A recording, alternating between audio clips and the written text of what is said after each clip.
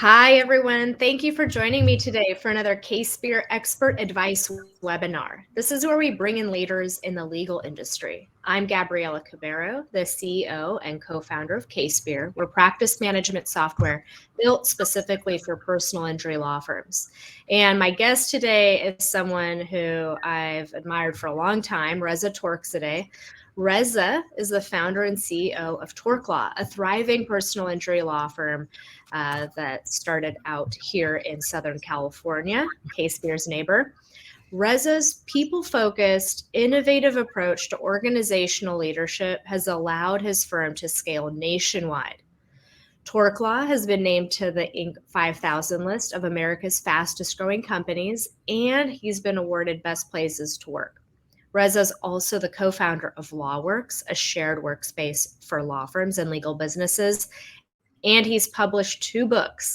And his latest book, The Lawyer as CEO, is going to be released this winter, and I imagine we're going to be touching on some of those themes today. How are you, Reza? I'm great, Gabby. Thanks for having me. All right. Well, I'm so excited for our conversation today. Thank you so much for joining us. And I want to kick us off right at the heart of it. So, what does great company culture mean to you, and how do you harness it? This is a topic I'm really passionate about because for many, many years, running my firm, starting my firm, I just thought culture happens. I just thought that if me as a business owner had these ideas and visions of what we wanted to represent, that it just automatically happens. And it was a total recipe for disaster. And many years after, and a lot of heartache, I realized how important culture really means. And for me, what great culture means is when your entire staff, your entire support team is on the same page and understands your vision intrinsically and understands your core values and why you have these core values to begin with. Only then can you really begin to scale and thrive and grow. And before that, before we had, this culture where we demand excellence, where it was really clear what our expectations were of our team members, I was putting fires out every day. And it wasn't until we really solidified, until we really drilled down what our culture is, what our core values are, and most importantly, why we're doing what we're doing. And it took a while, and now it's a part of our everyday life here at Torklaw, and it is, one of the critical and main reasons that we've been able to really scale and bring on and find talent that truly fits into our existing organization. Yeah, and you bring up such an interesting point, because I think most entrepreneurs starting a business, if you didn't just come out of business school, you probably didn't write out a one-page business plan and identify your core values starting out. And I feel like that's something that even we learned in our early days. Like, we have those now, but we didn't when we started. And it is a great foundation for those people joining us, maybe that haven't started their firms yet or that are at the beginning, for them to look towards that. Well, I'll tell you, and I talk to new lawyers and veteran lawyers and law firm owners all around the country all day long. And, they hear culture and they say, okay, they kind of brush it off. Like it's only Google can have culture and only Apple can have culture. And it is the furthest thing from the truth. And when you sit down and become really intentional about it and understand why it's important, because it's in my head and because I have certain standards doesn't mean that everybody gets it. Yeah. And so whether you're a one-man shop or a two-person shop or a larger firm, I think you need to come back and really put it down on paper, make it a practice. At Torklaw, every single day we make it a practice, and it's part of our everyday lives, where we're talking about why it's important, and we're talking about, especially for the new folks that join our team, and truly it makes an incredible difference. Yeah. No, and that actually feeds really easily into my next question for you, which was, it's clear that you're passionate and believe that company culture and teams and successful teams are really intrinsically connected. But why do you think that so many law firms and other companies in general, why do you think they brush it off? Yeah, for the same reason I did for many, many years, all I cared about, and I used to, say this, is all I care about are the numbers. Mm-hmm. Are we profitable? Are we making money? And to me, so long as we were doing those things, I really didn't care about culture, which is not a way to lead. It's not a way to be a leader. And so on one hand, I was telling my staff, hey, I really care about you. I really care about, your future. But on the other hand, I was allowing toxic behavior to continue. I was allowing bad behavior to continue. And so that just really created this horrible, horrible culture where we couldn't really grow. We couldn't scale. And just because we were successful monetarily didn't really translate into being successful in the community, didn't really translate into being able to attract top talent and keep top talent. And so we ended up with a revolving door of really talented people who were coming and leaving because they saw the leader, me, allowing bad behavior. And so, and it's one of the things that I talk about in my book is, this all starts at the top. Mm-hmm. And so I think a lot of companies really, they're focused on making money. They're focusing on generating revenue. And we forget that, and I didn't realize this either, but before you do all those things, your foundation has to be strong because you're only as good as your people are. And you're only as talented. You can only get yourself so far individually. Torklaw wouldn't be what it is today if it wasn't for our team. And so we work really hard now to make this a great place to work, make this a great place to come and advance your career and participate in the community and have an opportunity to really make a difference in people's lives. Yeah, and actually, just as a quick follow-up, we talk about how important it is here to evaluate and to give you the foundation for success. But for those joining us today, how can they what are clear indicators that they have a culture problem? And you touched on those, but I'd like you to kind of call those out. Yeah. Look, I think if you're putting out fires between employees all day long, if you've got a revolving door, if your turnover, and look, you're going to have turnover. It's just the nature of running any business. But if it's a constant thing and you're constantly having to look for new people, onboard them, and then they leave, you've got a problem. And I think if your team can't define why core values and why culture is so important, I think you have a problem. Yeah. And so it's really bringing everyone together to understand why we talk about culture the way we do. Mm-hmm. And so, yeah, I mean, I think if you're playing the role of HR more than you are actually being a business owner and a lawyer, then you probably have a problem.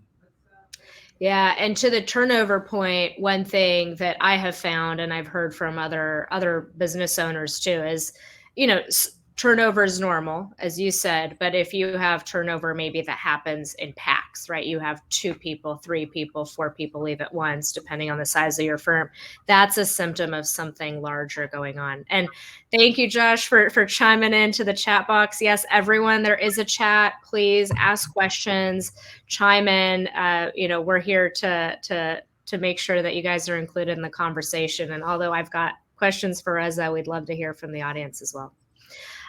So Reza, talking about coming and leading from the top, we'll get into that further, but I do have a question. Obviously right now, hiring is hard. Everyone may have teams that are feeling stretched thin. Do you have any quick tips for re-energizing an overworked team? Tequila. No, I'm kidding. Good. Yeah, no, I'm kidding. I think, some of the things that we've done that really energizes people is coming together in person and breaking bread and just hanging out and spending time with one another.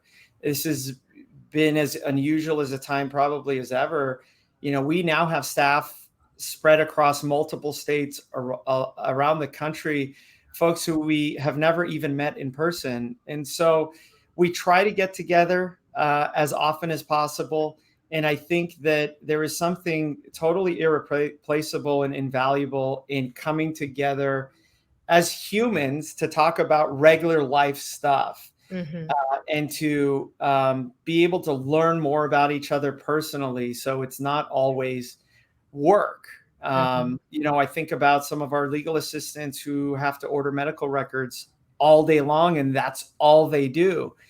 And, you know, that's a position to get easily burnt out on. Our intake folks, same thing. And when you are able to take a step back as a team and come together in person, I think it really brings that human element that, look, we're all people. We're all trying to provide a living for our families. We're all trying to, you know, be happy in our careers.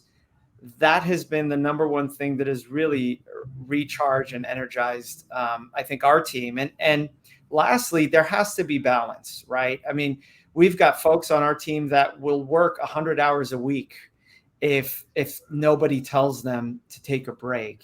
And burnout is a real thing. It happens.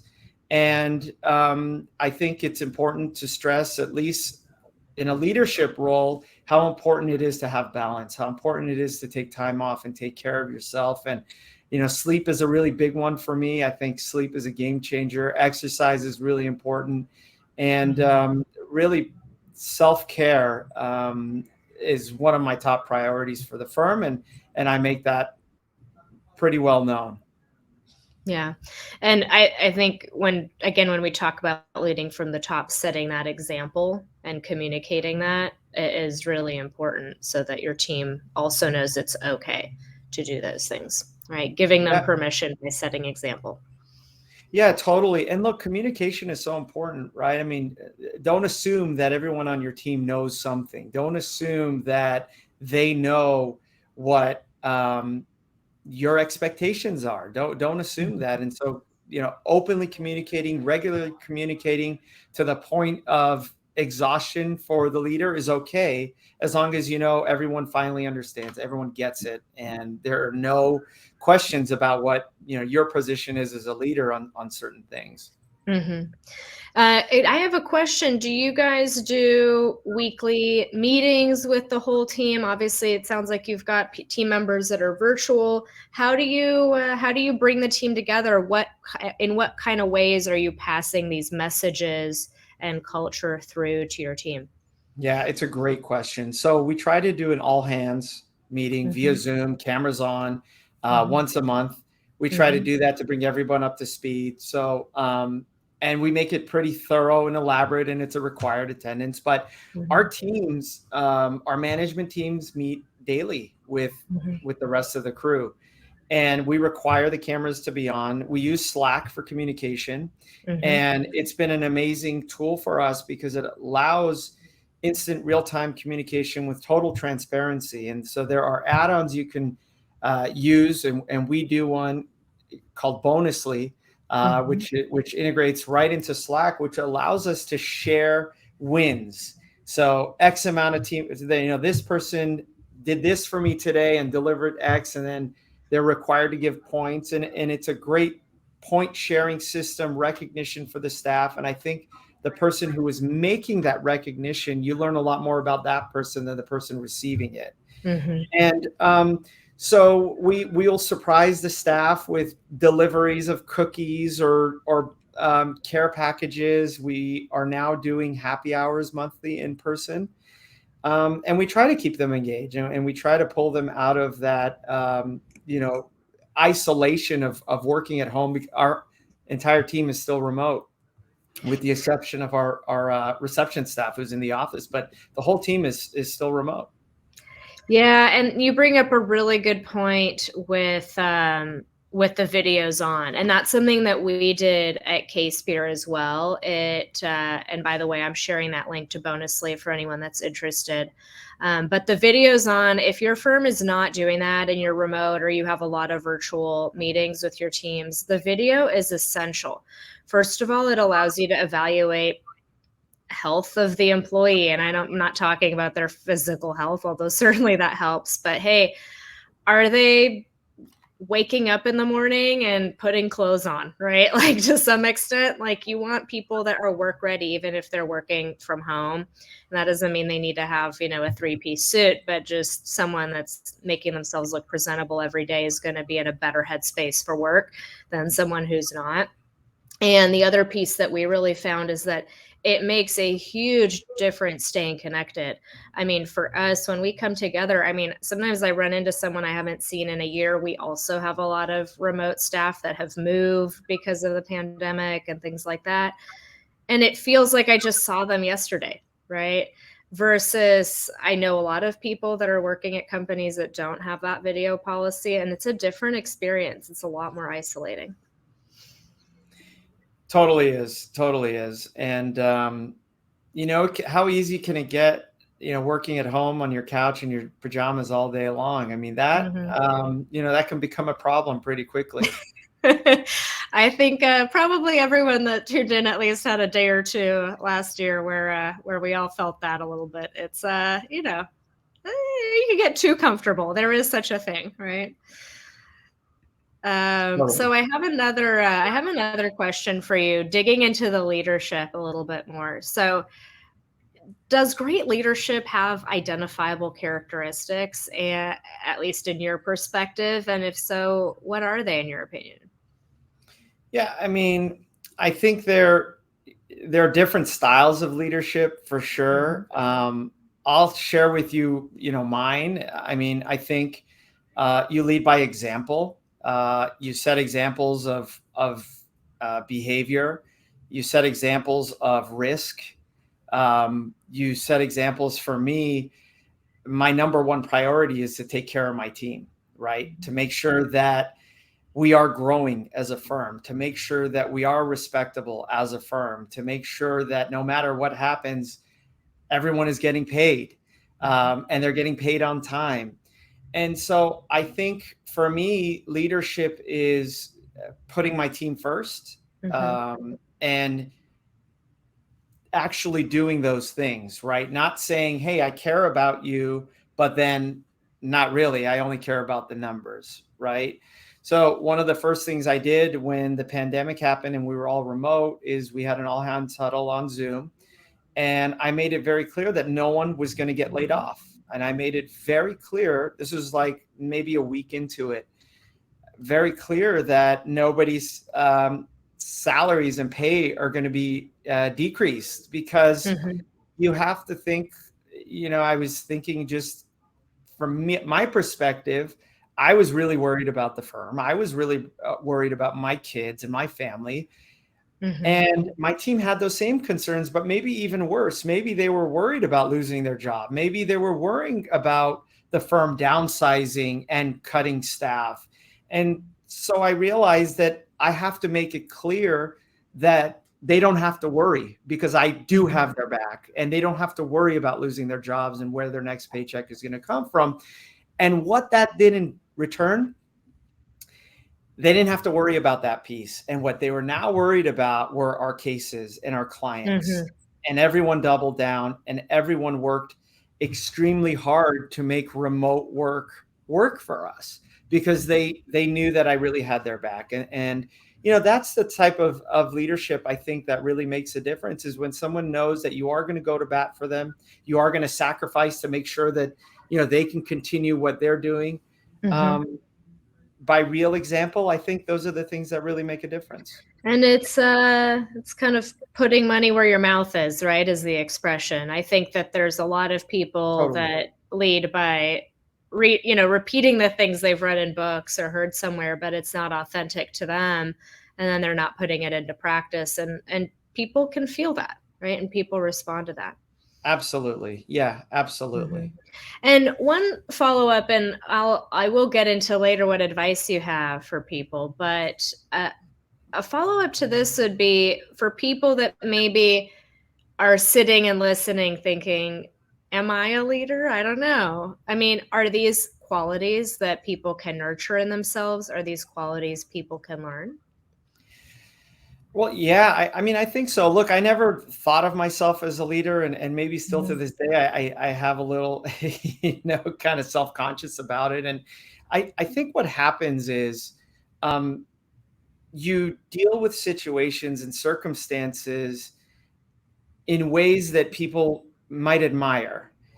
And that's leadership. And you deal with adversity in certain ways. I mean, how easy is it to curl up in fetal position and tap out and just say someone else make the decision or someone else, lead? I mean, that's pretty easy, right? Um, COVID, we didn't know what was going to happen early on. It would have been really easy for me to close up the office and lay off half the staff. And now I've got more comfort. And so I think leadership comes naturally by the decisions you make and, stepping up and making those hard decisions. And I think you can learn those skills, and I think they're learned through mistake. I have made so many mistakes, and I continue to make mistakes. Even when I was a one-man shop, I made mistakes, and I continue to make them today. But, I'm learning from them, and I'm learning how to be a better leader and how to lead better by example. And I certainly think you can learn them. And part of the reason I did the book was that so folks don't have to make the same mistakes that I did in learning. And, although I don't believe there are shortcuts to success in this industry, I do think that you can find mentors and people who will help you and who will share their experiences so that you don't have to repeat those. And, while we're talking about mentors, I said something the other day that I think is really important. Find mentors, and I have a lot of them. I've had them in the past, but find mentors who not only want you to win, because that's easy. I don't know if that's really a mentor, someone who just, you meet with and talk to and they want you to win, but find mentors who help you win. Find mentors that do things and are there to provide you guidance, tools, resources, advice, connections, whatever it might be. Seek out those people who are genuine in their verbalization of mentorship for you or support for you. And, that makes a profound difference. And, I've had people who I considered mentors who said they wanted my success, and then ultimately, not necessarily. So, these are the things that I think really make a difference as you're growing your practice. And do you have any advice for people in terms of how to find mentors? I do. I think especially the plaintiffs bar, everyone is so friendly. There are tight-knit communities. And part of the reason we started LawWorks was because we wanted to build a community where it was a plug and play for people to come meet one another, meet lawyers from different practice areas and different experience levels, different sizes of firms. And so there are plenty of resources, whether it's your local trial bar association or bar association and organizations like LawWorks. But I think the number one thing is, we'll do this webinar and I'll tell people, hey, reach out to me. And very few actually do. And I will tell folks how to do X, Y, Z. And it's amazing how many people will actually do it. And so I think number one advice is, if you want something, if you seek out someone that you admire career-wise or professionally, seek them out. And not only seek them out, but ask questions. And, don't be a pest, but be a pest. Be persistent. And, my biggest, I think, most effective mentors that I've have in my life today, I sought them out. Because of what they've achieved professionally. And, not necessarily in the legal world, it could be in any industry, but people who I admire because of their achievements personally and professionally. But you got to go for it. You have to take the initiative and you have to be persistent, and you will be surprised how willing people are to help and to share. So what you're telling us is that everyone attending this webinar today should reach out to you and ask you questions and build that relationship. I am absolutely yes. I'm happy to do it. I enjoy it. I learn a lot from new folks that I meet. And, I'm 15 years into practicing law, and had I not had the guidance and the mentorship, and had I had some of the resources that are available now, I think I would have got to where I am a lot faster. But yes, And absolutely. I will say to that point, and I'd be curious, in my experience, and obviously I'm coming at it from the legal technology space, but I've been in it for 10 years and I've been helping plaintiffs' attorneys during that time. To me, it seems like if anything, people are more supportive than ever and lifting each other up more than ever. Do you feel like that's the case too? I do. Mhm. Absolutely. I think Yeah. so. I mean, I think if, you're a human being, you naturally want to help others, and Mhm. being in the same boat as plaintiff lawyers, dealing with the same issues as business owners, dealing with employee and organizational and structural issues. I think there's a unspoken camaraderie when we all come together and start sharing some of our experiences and realize how similar we all are. Mhm. Um, you could be the greatest trial lawyer that ever existed, and you could be a brand new lawyer. You bring them together to talk about some of the experiences, and they're all the same. Yeah, there's a lot of very universal truths there, and even for ancillary businesses like ours, I mean, we see the same thing in a tech company. So, one question. This is a little bit more personal. Which leadership skills were maybe the most difficult for you to develop personally? Um, my failures and Mhm. recognizing my failures. Drinking my own Kool-Aid for too long, thinking that I always thought Torklaw was the greatest place to work. I never, for once, thought, hey, maybe we've got a culture issue.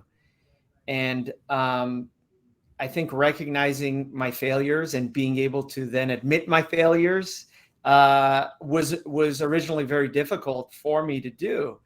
And now I welcome I welcome my failures because it's an opportunity now I get to learn, right? It's Mhm. the reality, and I'm always asking for feedback. I'm always asking for input from our leadership team. But I think look yourself in the mirror and ask yourself if you are in fact what you believe you are to the rest of your team. And Mhm. this came the reality check for me was, we had a horrible toxic culture in the firm. I hated going into the office. I was stressed out. I was spending more time, dealing with employee issues than I was actually running the business and practicing law, to the point where I was ready to just, stop altogether. And so I made an offer to the entire firm. I said, I'll offer everyone 3 month severance to leave, thinking nobody was going to leave because remember, this is the best place to Mhm. work. And I lost half the firm that day, and I couldn't believe it. At the time, and it was a very expensive project, Sure. and I wouldn't recommend that. But at the time, I was shocked. Like, how could they leave for 3 months' pay? That's crazy. And the reality was that we didn't have good culture, we didn't have good Mhm. leadership, and we didn't set those examples. And so, the most difficult thing, and I think once you do this as a leader, is look in the mirror and ask yourself, where are you falling short? Because at the end of the day, still the buck stops with us, Yeah. right? No matter how good or how bad the problems are, they still stop with us. And so, you're leading by example. I mean, what you say, your voice and your words hold more weight than you probably think. Yeah, I love that. And as we think about your team and not only looking inward but encouraging the best in them, how do you encourage innovative thinking and whether again, I think this can be both as a leader yourself and as a leader of your people. Innovative ideas, innovative thinking, and embracing some degree of risk taking. Yeah. So for me, I'm just a natural risk taker. I think my tolerance for risk is really high. Hmm. And we have folks in the firm where their tolerance for risk is really, really low. And I think when folks see you taking those risks and acting on them, and then following through on those risks, meaning, hey, we're going to develop this new, piece of software that's going to integrate with something we have, and you put the money behind it and you put the effort and energy behind it. I think it allows people to relax a little bit more and understand that, look, it doesn't have to be a 100% foolproof return on your investment. This might work, this might not work, but at least you know that the person leading the organization is okay with it not working. And I think that allows people to be a little bit more comfortable in the risk taking. But I think naturally, you're not going to be able to take someone who's a natural risk taker and make them a risk taker. It's just not going to happen. And I think that's something people have in their DNA. I think so too. I mean, it's just not going to happen. And then in terms of the innovative ideas, and I think some of our leadership will tell you, I mean, I have, thousands of ideas every day, and I want them to act on all of them, and I want them all yesterday. And I think when people are around other people who also have creative ideas, who are innovative, and you collaborate and you bounce ideas, I mean, there's incredible synergy there. And we have, our team right now is working on building out injured.com. And we've got a developer, Alex Martini, who is phenomenal. We have Aaron Almas, we have Jim Andreessen, and all of us, we come together to come up with innovative ways to get in front of consumers. And it's an incredible collaboration, and you feel inspired and you feel motivated. And I think when you bring those different personalities together, but all with one goal and vision that's clear for everyone, that is when the magic really happens. And that's the funnest time. I mean, building it is what's really fun for me, and creating is really the fun part. And so I think it's just having an open mind, letting people know, if you're the leader of the organization or the owner of the firm, letting people know that you want the ideas. And so I try not to speak as often as I want. I try not to give as much input or direction. I prefer to hear the ideas first before chiming in. Yeah, that's actually a really important tip that you just shared right there. It's something that I think a lot of people who are innate leaders sometimes struggle with, the listening and encouraging and nurturing your team to be independent. And it allows you also then to pay attention to what they're saying and bring those ideas and forth, which will reinforce continued innovation too. We had a great question come in as kind of a follow-up to what you were talking on before. Were there any specific changes that you implemented to be rid of the toxicity that you had before? Obviously, you had a lot of people leave, but how did you rebuild with reducing or eliminating the toxicity in mind? Well, the most important thing was getting rid of all those people, because they were the root of the problem. I mean, there's one person in particular that I just refused to get rid of because she made money for the firm. And so regardless of how bad her behavior. So the first thing was just getting rid of all the bad people. And I think if you're willing to take 3 months pay to leave a job, you don't want those people anyways. You don't want them working for you. So it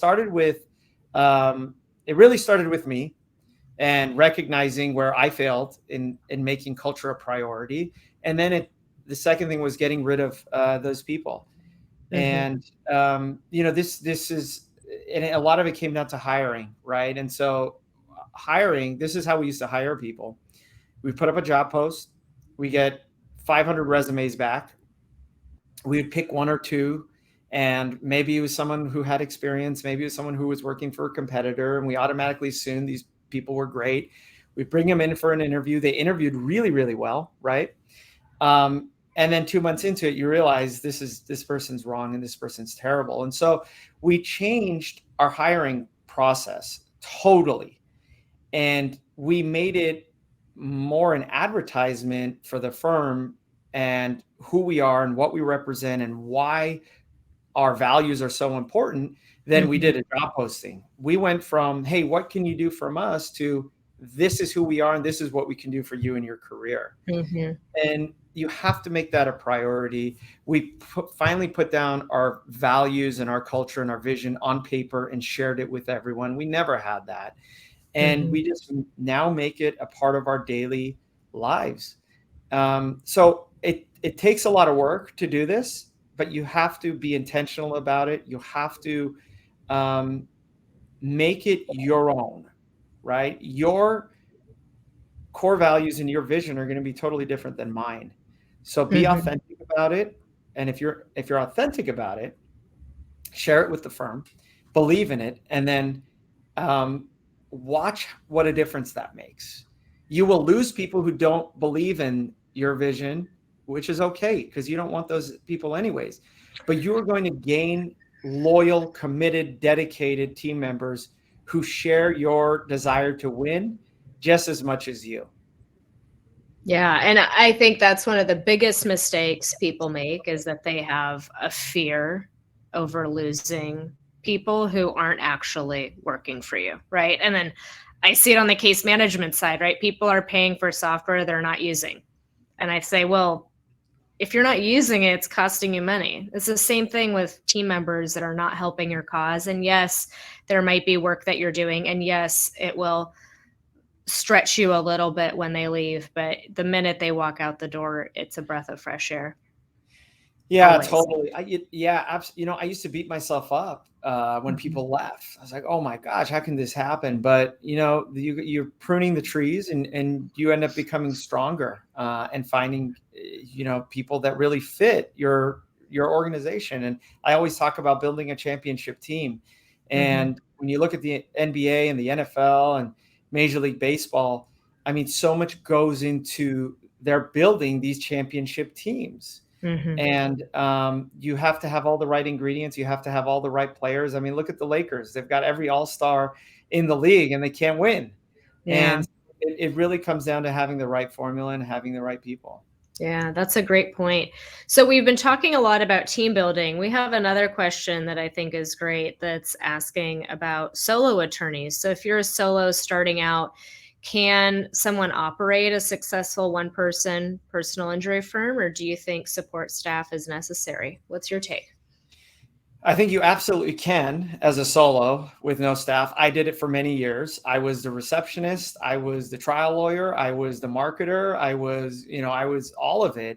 But can you really scale? And you have to ask yourself, what type of firm do you want to have? Are you okay handling, X amount of cases where you can competently handle?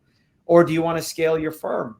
And so if you just want to be the solo and handle your capacity, that's totally fine. And there's nothing wrong with that. And I think you could be very successful financially. And I think, you can do really good work. My desire was always to scale, and I couldn't scale being a one person show. And so I wanted to scale, and I wanted to have a bigger firm, and I wanted to reach more clients, and I wanted to make an impact on the community. And without delegating some of the things that I was spending most of my time doing, there was no way I could have done that.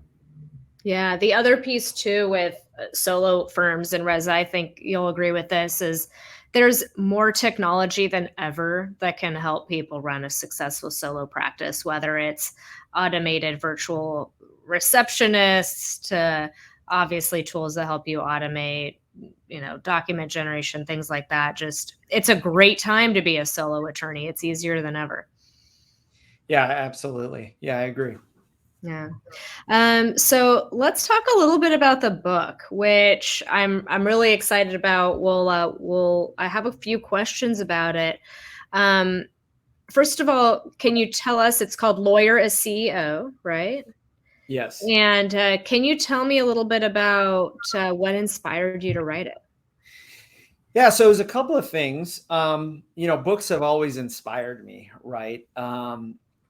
Business books, legal books. I mean, they've always inspired me. And, I jokingly say that I've never had an original thought. And I take bits and pieces from people and mentors, and I just mold them into my own and try to do better or implement it in my work. And so what inspired me really was a book that I read called You Can't Teach Hungry by John Morgan. Mm-hmm. And it was the very first time that I read a book that took me out of this mentality of I'm a lawyer, I have to be a great lawyer and everything else will take care of itself, and put me in this mindset of, wow, I have not been thinking about building the business. We're a business. I mean, we're professionals, but we're ultimately a business. And so that book really inspired me. And I think that was really pivotal for me. And the reason I wrote The Lawyer as CEO is because I think there's a lot of change coming in the industry. It's my prediction in the book. And I think if we are all going to flourish and survive and do well in this new legal landscape, then we have to run our firms as businesses. And you have to recognize that you are the CEO of your law firm. Yes, you're a lawyer, but being a good lawyer is not going to be enough. And I think through my lessons, through my mistakes, I wanted to share that. And I wanted to share that with as many people as possible, and hopefully provide some nuggets or some inspiration for this next generation of lawyers that are coming up. And that's the purpose. And that was really the inspiration behind it. And I share a lot of the stories we're talking about today. But I think people will like it. I think if you're a lawyer and whether you're a solo or you're running a firm, I think that a lot of the stuff in there will resonate. Well, I mean, you know how I feel about running firms as businesses. I love that perspective. And the one thing that stood out to me as I was preparing for our webinar today, Reza, is that I do a lot of these introductions and I meet a lot of attorneys. And I think you're the first one that, instead of referring to them just as a founder, that we'd sort of decided that we'd introduce you as founder and CEO of Torklaw. And I hope that becomes a trend that's more common, hopefully as a result of this book. Well, thank you. And I think it's going to happen. I think as law firms eventually start going public, which I'm predicting that's going to happen eventually, you will find non-lawyers as CEOs. Maybe Fortune 500 CEOs are going to be brought into some of these major nationwide firms to run them. We're going to see it, I suspect, sooner than many people think. Yeah, I agree. I'm going to put you on the spot. How many years out do you think that is? Well, every time I say this, I piss people off because there's still a big group of lawyers who don't think it's going to happen, and they're trying to fight it. In Arizona, you can be a non-lawyer law firm owner, and you can share fees with non-lawyers. So it's happening. It's going to happen in California. It's going to happen in Florida, and it'll happen everywhere. So when is it going to happen? I think sooner than we all think. I think maybe in the next 3 years, 3 to 5 years. Yeah, that's kind of where I put it as well. Yeah. And it's interesting. And I also think that a lot of law firms that are very successful often have really key people that are non-attorneys, someone maybe that went to business school, or, I mean, it's not uncommon to already have those leaders in firms where maybe that attorney themselves doesn't have those natural instincts. But I think it's an interesting time for sure in this industry, and preparing for it and being ready to take it on, I think is a really good thing. So final question. So in the book, one thing that I know is really important to you, and if any of you have ever met Reza, this is something that comes through very clearly. He's a very humble guy. So being humble and truthful to yourself, and you touched on it a little bit, but is there anything else that you'd like to add? Yeah, I mean, I think just be authentic, be yourself. You don't need to be anybody else. I used to look at these, legendary trial lawyers and the way they dressed and the way they spoke. I mean, these are master orators, right? And I used to try to be like them. And it's when I stopped that I really was able to start connecting with people. I was just Mm-hmm. myself. And I think at the end of the day, if you're authentic with yourself, you then become authentic with your team and then with the community, and people really appreciate that and value that. And so you don't need to be like anybody else. You be yourself.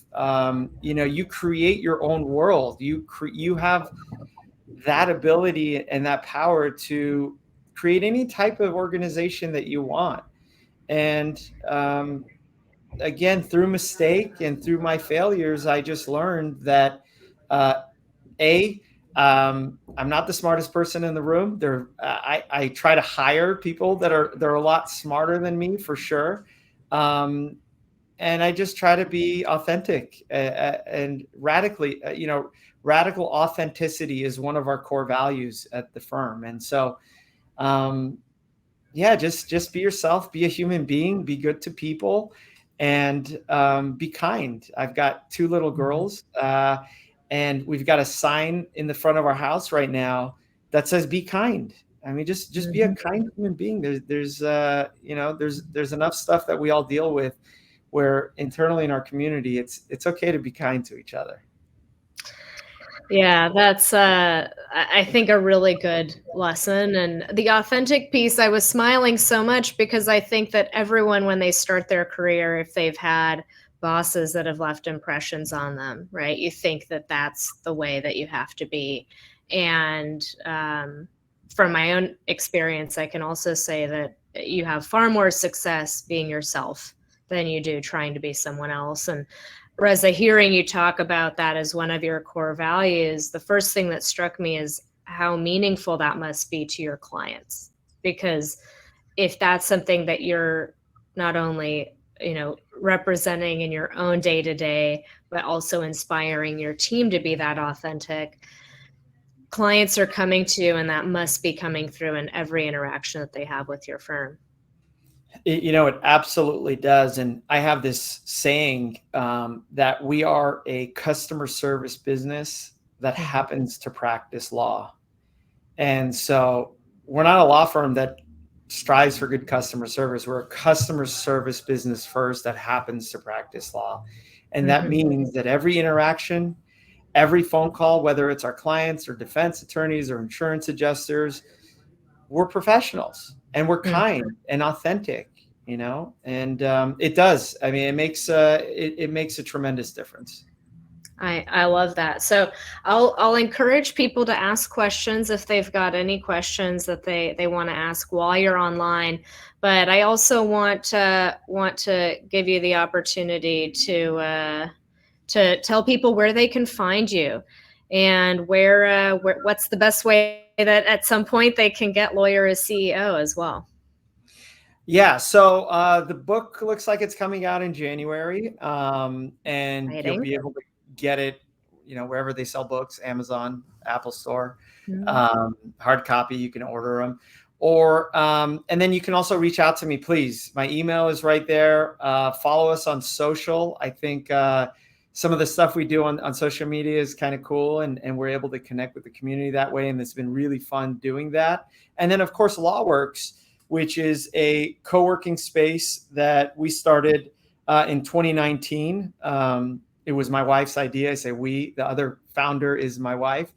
And this was pre-COVID. So our vision was to really just have shared workspace for everyone.